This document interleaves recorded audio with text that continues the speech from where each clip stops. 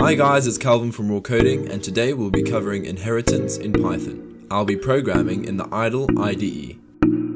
Inheritance allows us to reuse attributes of a class. We can then add unique attributes to the inherited class. I'm going to create a base class called monster, and then I'll create an init method.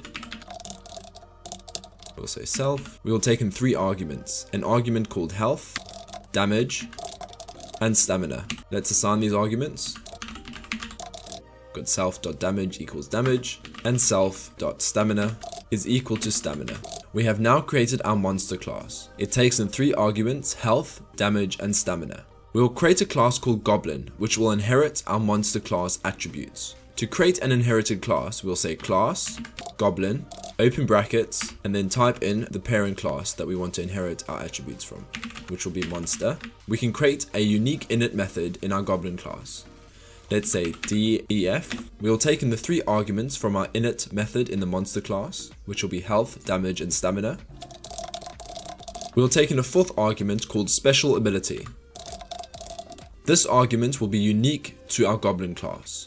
To prevent us from having to reinitialize all the arguments in the monster class, we can use the super function. The super function will take care of this. We can say super.init, and then we can pass in the arguments that we want our super function to take care of. Let's just copy and paste these 3. The super function will basically do this in our Goblin class, so we don't have to write it all out again. However, as you can see, the special ability argument is not present in our monster class. This is unique to our Goblin class. So what we're going to do is we're going to say self.specialAbility equals special ability. What we'll do next is create a separate method that is also unique to our Goblin class. We'll call this method special attack. When called, the value of damage over here will be multiplied by 2. So we can say def special attack self, and then we can say print, and then we can say Goblin has just used, make a space, plus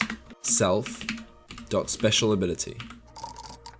When the special attack is launched, we also want to increase the value of damage. To do so, we can say self.damage equals self.damage times 2. When this method is called, it will print this sentence, and the value of damage will be multiplied by 2. So let's recap. We've created a base class called monster, and then we've created a child class called Goblin, which inherits the attributes from the monster class.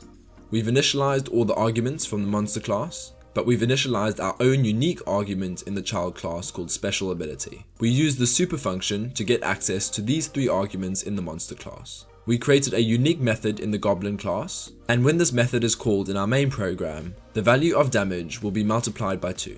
Let's instantiate our Goblin class in our main program. We can do this by saying Goblin equals Goblin, and then we'll pass in the values to the arguments. So we'll give health a value of 50, we'll give damage a value of 10, and we'll give stamina a value of 40. Now our special ability will be claws, because goblins, I think, attack with claws. As an example, we could use this in a game. An aspect of a game would be to check if the special attack is true. The special attack may be true if the user has gained enough points and clicks the space button on their keyboard. But what we can say is we can create a boolean called special attack, and we can say true, and then we can say if special attack is true by just doing that, and then we can call our special attack function in our Goblin class. We can say goblin.specialattack, and what we can also do is print the value of damage. We can just say goblin.damage, and let's run our program. The output of our program says Goblin has just used claws, which is the special attack, and the value of damage is 20. So this was our introduction to inheritance. If you would like to learn more about creating classes and what each of these methods do, then do check out my previous video on classes and objects. If you would like to see more tutorials on Python, check out the rest of my YouTube channel, and I'll see you in the next video. Thank you so much for watching, and have a great day.